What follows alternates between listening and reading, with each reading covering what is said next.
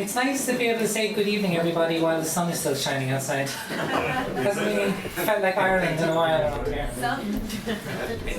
I am very, very excited for tonight because we have kind of a homecoming of one of our own. So tonight, as our featured reader for the Creative Communities Grant funded White House Night by the Limerick City and County Arts Office, we have the wonderful Suzy Roys. Many people I think in this room will know Suzy well. She has often performed on her open mic, been very, very supportive. At some stages even helped out with some of the backstage stuff of the White House. And I think, you know, it's lovely having writers come in from outside of Limerick, but there's something really special about having one of our own come back after publishing her book and just being a class person and getting to share those stories. So to do a couple of quick official lines. Suzanne has been writing since the age of 8 and first began writing poetry in secondary school. Her work has been selected for various independent publications and published in the Irish Independent and the Stony Thursday book. And this is the book, and guess what? It's for sale. Here. Marion back there is going to put out her shoulder swinging around so much. So please go buy it. It is a really, really legitimately, and you're going to hear it, beautiful piece of writing. There are some really lovely photos and artwork in it as well, and it is just, I think, so very, in the very best way, Limerick. So please, I will welcome all of you, and please join me in welcoming Suzy to the stage.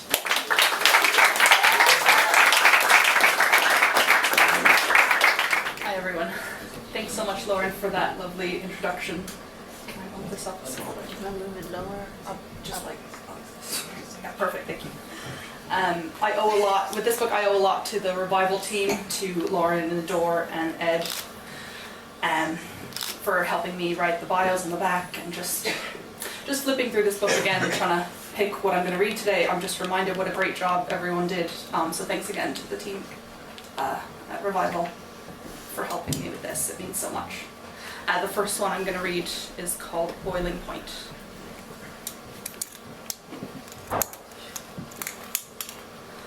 I want you on top of me, more than sex. I want to be crushed again by the weight of your body, your exact weight, pressing me like a pedal between the sheets. There is a strange man in my room. I only know his first name, and he is too old for me, older than you. I blush to crave him crushing me into the mattress before he leaves, but he weighs too little. The pressure is all wrong, and this feeling like a million violin strings shuddering in the walls of my skin stays trapped. The restlessness you could squeeze out of me in a hot minute does not leave as he lies on me, confused that I should ask this. Nothing I want gone will leave, and everything else keeps leaving. I only want someone kind and good who does not ask why I need the things I need, who will lie on me as long as I ask, who understands the safety of silence. Your body was the place I made myself calm. Now the pressure builds and builds and builds into a thing I don't see coming. I didn't realize how an outlet could disappear in a single drought, or how violently the world could pour itself into a body. There is only so much that dissolves in the dead sea of your blood before the wrong cup is full and running over. The salt spills and spills into your mouth. Whole days go by where you forget you need water, and your body becomes bent and stiffened like dried paper, salt-stained with the evidence of your drowning, and everyone sees only grief. How can a single thing be the thing that empties you?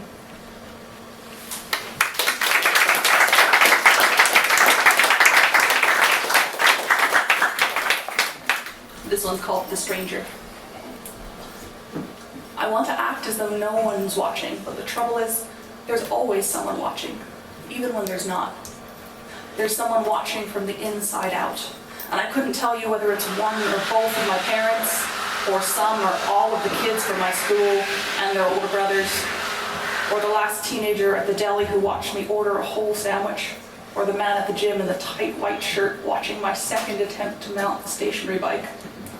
The strangers, all the strangers inside me are watching with their ambiguous eyes. They're nothing faces. I read them all the same, though they have nothing new to say. I'm a freestyle interpreter of silence, an avid reader of the blank page. I see everyone's true colors, hidden in plain white. I am so good at seeing. I can even see things that aren't there, like malice or its ghost. That asshole is everywhere. People hating me in the pool, people getting disgusted behind car windows as I cross the street into their field of vision. Everyone everywhere is looking at me like a blot eclipsing the daylight. An omnipresent God. The stranger knows my heart, the stranger sees my fear. I am caught like prey in the headlights of their eyes. I am stripped down at traffic lights, undressed at the fast food counters. I am weighed and found wanting in the supermarket. And clothes are magnifying glasses, microscope slides, doing what the naked eye can't. Pinching, coloring, framing, squeezing me into new visibility. Zippers and seams run over my body, carving it up, pointing like arrows to the terrified pieces of it. These are marked with X's. The stranger knows the places where your shame is buried. Dresses are targets, skirts are bullseyes, hoodies are camouflage. Anything gray in a concrete jungle hides you like forest paint. I want to be the color of telephone poles. I want to be liquid enough to swim down to the bus stop through cracks in the concrete, running like gullies under the stranger's feet. I want to be invisible in the library and lift books like they're floating from the shelves. I want to ride the bus there and back like a ghost.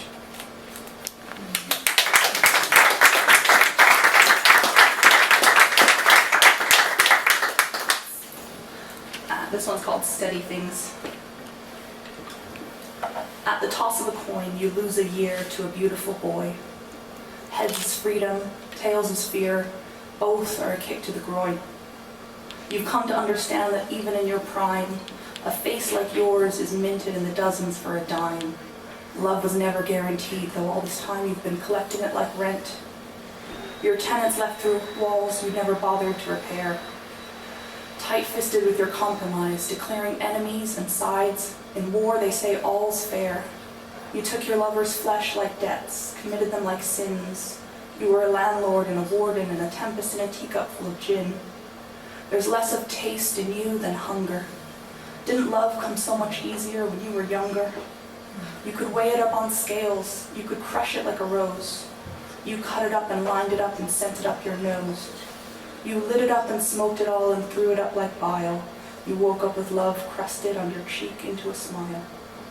Now you drive between two cities. Love is driving you to greed for sugar-covered anything. It's now a thing you need.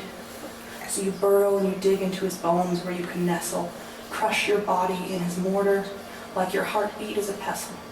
You smack him and you taste him and you swallow all too soon and you chase him down with whiskey and the world shrinks to his room.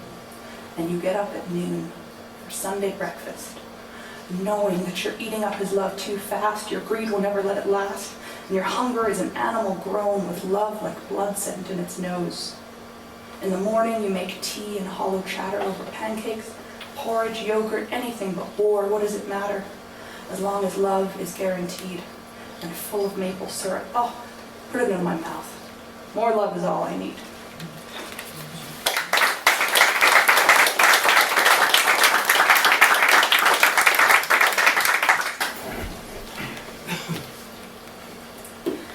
This is called Reasons to or Not to Break Up with You. Because you being the warmest part of my body feels right when you lie on top of it. Sorry, I should say, I wrote this during COVID. Sorry. When you lie on top of it, even though we both get crushed by the weights you have carried so long that removing them would be an amputation. And I want you safe, and I want you loved, in spite of how sad sitting in a room with you feels. So I am already resigned to either being bored stupid every time you tell your fucking stories again, or to being so lonely I rip out my hair and walk out around my kitchen in circles, feeling like something chewed up and ready to fall into a stomach that's not there. My bed is a different place in isolation, where the only bodies are ones I can't touch, and the rest are frozen in squares or memories. But even in a frozen world of ghosts, I think I am happier than I was in a room with you. Even though loving you lets me love the whole world better, and God knows I'll be uglier when I stop. because the love is keeping me warm, and I don't know how long it'll be before I'm warm again. And I am so tired of being cold. I am so tired of being cold.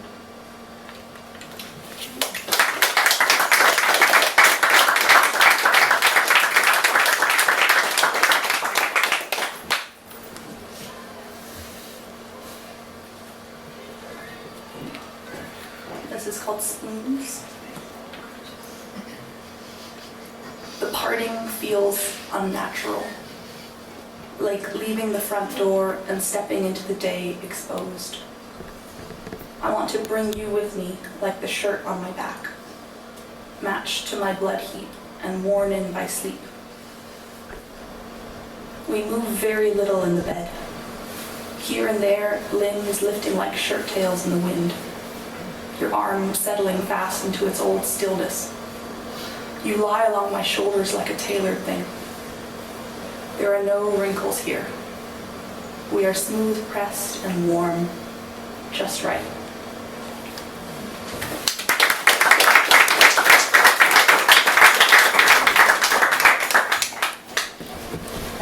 This next poem I wrote when I was 25, and it occurred to me for the first time that I was going to get old.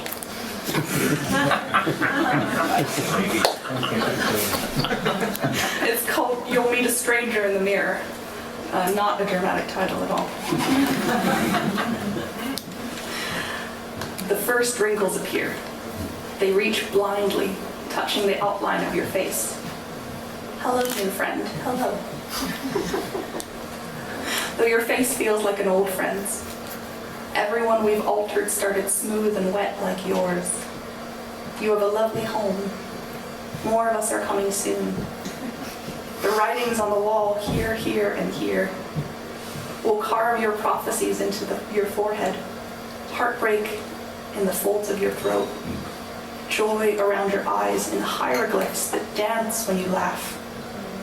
You won't feel a thing, but you'll meet a stranger in the mirror soon. The first gray hairs appear. They slip silently on stage in silver tights. They wait for you to notice. Hello, new friend. Hello. You're a play with many stages, as you know. Now comes the part you feared the most. You'll meet a stranger in the mirror soon. Now the actors are collapsing one by one, snagged on the fibers of your shirt. They start falling in whole groups, enough to block the drain. There's nothing anyone can do.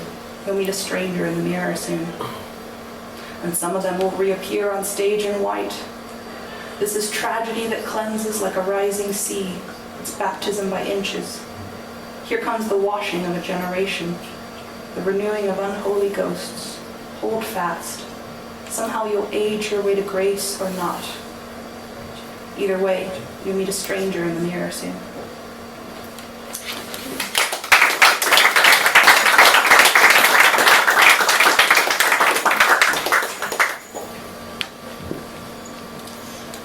This one I wasn't sure about reading tonight because it's about sexual assault, and I wrote it a long time ago. Yeah, it's just about processing things in your own way, I guess. It's called The Awful Thing.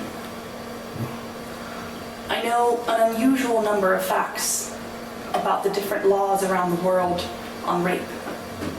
For example, I know that in most places you have to be penetrated by a penis or a finger or some other object in the vagina, mouth, or anus before they'll say you were raped. I look again at the awful thing left in my hands. My responsibility to pack away neatly somehow. I turn it over for the 100th time, hold it up to the light, squinting at half-remembered edges. It takes hours on the internet to read enough of the various rape and assault laws before I can answer the question, for my own clarity of definition, whether or not I've been raped. The counselor thinks I might have been. Based on the graphic account I am a little sorry for subjecting him to. If I was raped, then I'm a rape victim, which is an entirely different thing from being not a rape victim. In my head, there's a clear line between the two, and I need to know which side to stand on when I speak about the awful thing. I need to know which of the boxes in my head it belongs in, so I can finally put it away and stop turning it over in my hands. I keep reading until I know exactly which words would be used in which legal courts to describe the awful thing. I find laws I could have stood behind and started wars if it had happened somewhere else. The judge and jury in my head are still not sure. So I ring up the Dublin Rape Crisis Centre on the counsellor's advice. But the voice of the woman on the other end sounds tired already, so I hang up.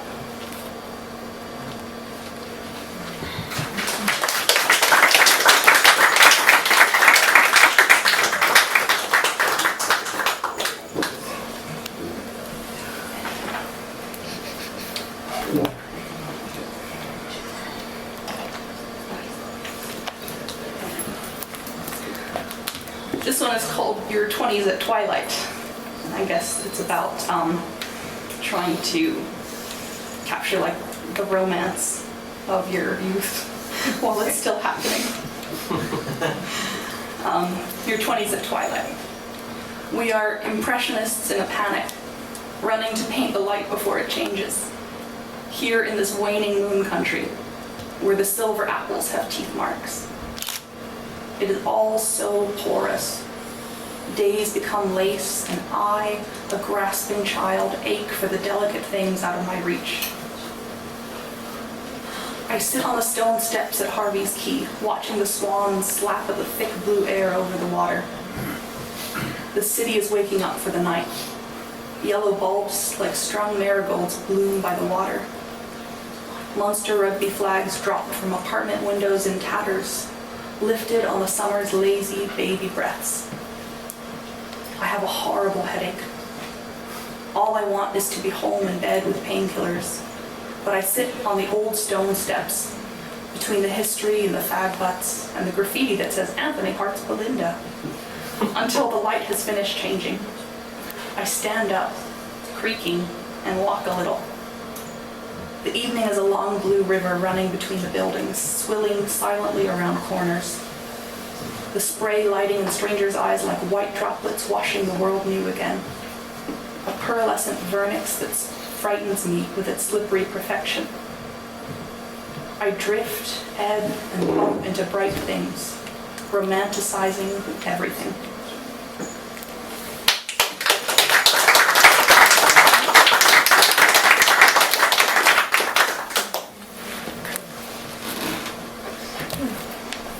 Is a very special poem to me.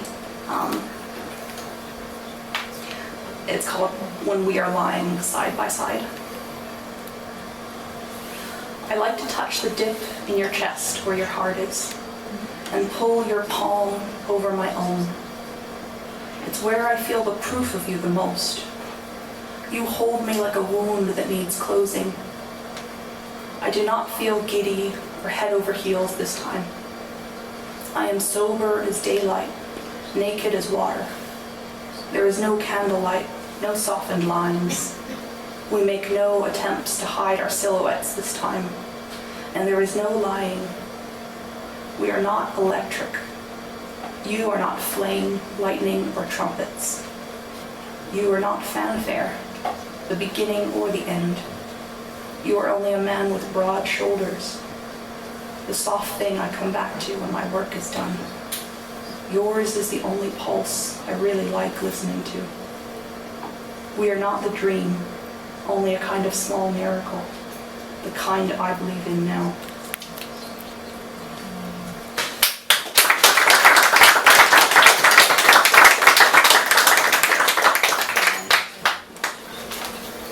I want to read one more about just my connection to Limerick. I've spent many happy, many sad,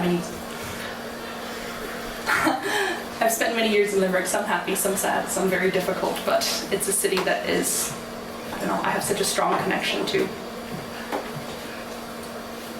Where is it? Alright guys, here it is. It's called The Blue Street Lamps. The blue street lamps on Sarsfield Bridge still make me think of you, and the lonely People's Park pagoda, rising like a red island from Emerald Lake, and the schoolboys with their side-shorn heads like yours, and the long walk by the silver-tipped Shannon as it rises with the moon.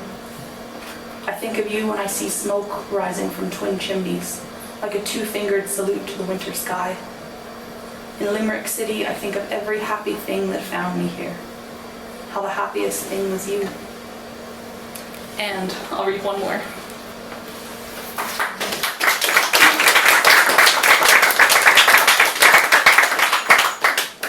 It's called The Way Ahead. And I wrote this when I was feeling very optimistic. I was just about to start college. I am not made of loss, any more than the scarred earth holding a crater is made of emptiness. I am filling up with fresh water. I am a body you could drink from. There is so much of me not made of tears. I am no longer in hiding from the sun's face, the day's breaking. The morning is a guest I am determined to welcome. There is so much about my arms and hands that feels like wings. So much about the air that feels like a runway sweeping itself into view. The way ahead is opening like a blue throat. Tomorrow will swallow me whole. Now all the days stretch open like mouths. The same hungry question. Thank you so much.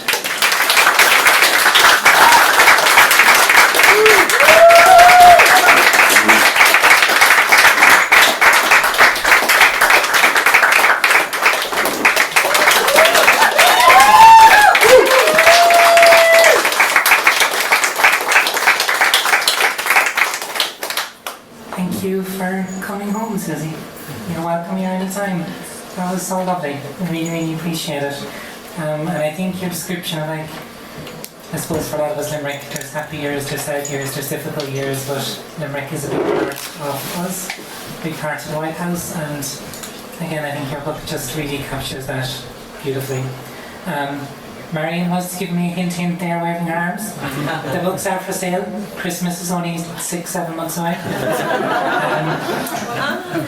One book is €15. I think Suzy, if you want to buy 10, she might give it to you for $149.99. You might have to round it up though, because you know there's no cent coins left, unfortunately.